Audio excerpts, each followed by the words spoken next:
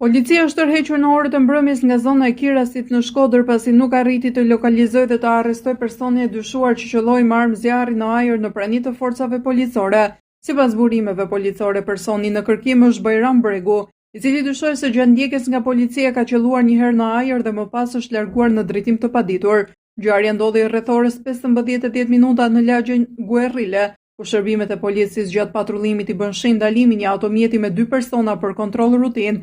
Drejtuesi i mjetit nuk ju bindi urdhërit të policisë, por shtoi shpejtësinë dhe kreu manovra të rrezikshme duke detyruar efektivët ta ndjekin. Gjatë ndjekjes dyshohet se pasagjeri i automjetit Bajram Bregu qelloi një herë në ajër me armë zjarri dhe më pas u largua nga zona. Policia arriti të ndalojë drejtuesin e automjetit, identiteti i të cilit nuk është bërë publik për shkak të hetimeve. Ndërkohë 10 forca policie rrethuan zonën e Kirasit dhe zhvilluan kontrolle për disa orë me masa të shtuara sigurie. Megjithatë, pas disa orësh operacion, autoritetet nuk arritën të kapin personin e dyshuar dhe u tërhoqën nga zona.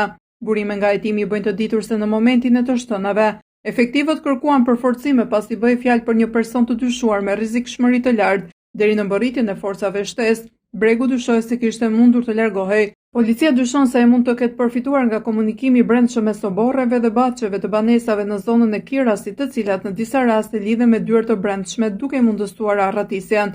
Gjatë operacionit u përdorën forca të shumta policie dhe një dron për kontroll nga ajri, por pa arritur të lokalizohet personi në kërkim.